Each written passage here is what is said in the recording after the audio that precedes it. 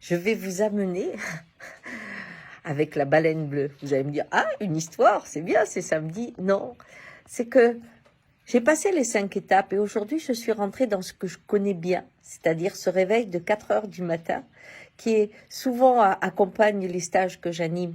Je me réveille et j'ai une vision de ce qu'on a fait différente, j'en prends la quintessence, et une intuition de ce que l'on va faire dans la journée. Là, c'est un peu la même chose. Cette baleine bleue qui m'a réveillée, elle était en train de manger des tas de crevettes, des millions de crevettes, des petits cris, et en filtrant le plancton. Et au lieu d'être un peu angoissée, comme je suis d'habitude, eh bien non, là, j'étais heureuse. Et je me suis dit, c'est pas normal, Gisèle. D'habitude, si tu vois un lion manger une biche, tu es angoissée, quoi. Donc, qu'est-ce qui se passe? Et j'ai écouté mon corps, car c'est ça la voix, et j'ai demandé de pouvoir avoir le chemin qui m'a amené à cet état de regarder quelque chose qui d'habitude me fait horreur, la regarder avec bonheur. Et la vie m'a amené à une compilation étonnante. La première, c'était celle d'un philosophe qui hurlait dans une émission en disant « Mais pourquoi on attache autant d'importance au nombre de morts du coronavirus alors qu'il y en a bien plus, soit 6 millions de morts de faim, hein, dont 3 millions d'enfants tous les ans dans un silence étourdissant ». Incroyable.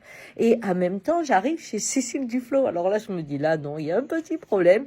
Et dans Cécile Duflot, elle expliquait comment comprendre la fortune de Bernard Arnault.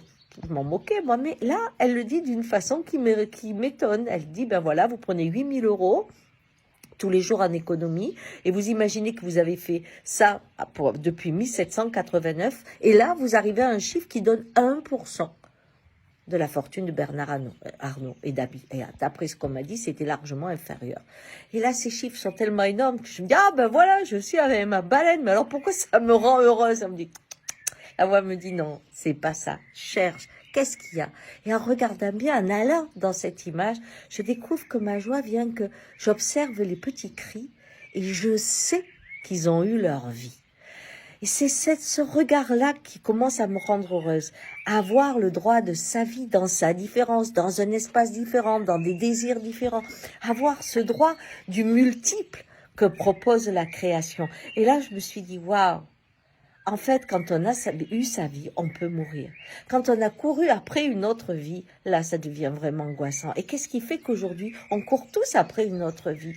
Que Bernard Arnault et tous ses copains soient dans une vie enfermés dans un monde où ils construisent plein de choses. Dans la nature, on trouve des espèces qui n'arrêtent pas de fabriquer des choses qui sont énormes. Ça fait des monuments terribles et qui n'ont d'autre utilité que de faire des choses.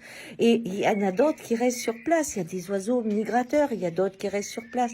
Il y a des gens qui, dans chaque espèce, ont des environnements et un rapport à leur vie tellement différents. Il n'y a pas besoin d'enlever l'un pour l'autre. Là où il y a un problème, c'est quand l'un existe aux dépens des autres et veut amener les autres dans cette suprématie d'une vision. Et donc aujourd'hui, c'est ça le grand défi. Et il est temps de retrouver son territoire. Vous voyez, on est comme dans un TGV ou dans une voiture quand on conduit. Souvent, quand on est arrivé, on dit « Ah, déjà ?» Mais où vous étiez quand vous pilotiez? Dans votre pensée. Il y a des espèces qui sont comme ça. Et puis, il y a des espèces qui aiment marcher. Parce que tout d'un coup, ils sentent l'environnement. Ils sont en accord avec le monde. Ils ont les odeurs, les trucs. Et ils sont vraiment là, dans cette découverte du territoire. C'est une autre espèce. Et puis, il y a ceux qui ne bougent pas, qui sont dans une méditation. Et là, ils disparaissent et se fondent et deviennent l'environnement. C'est une autre espèce. Comme il y a des chercheurs ou des moines qui restent enfermés dans une cellule et qui visite un monde 10 fois plus grand. C'est une autre espèce. La première biodiversité que nous avons détruite, c'est celle des espèces humaines qui avaient une façon, un rapport au monde qui était particulier. Et donc aujourd'hui, je crois que la clé est là. C'est pas de détruire l'un ou l'autre, c'est qu'il n'y en ait pas un qui impose sa vision à l'ensemble de l'humanité. Donc, trouver qui on est amène à trouver où l'on doit exprimer son territoire et donc ça donne du sens à sa vie et on sait quel monde on va nourrir. Voilà, c'était l'étape du samedi.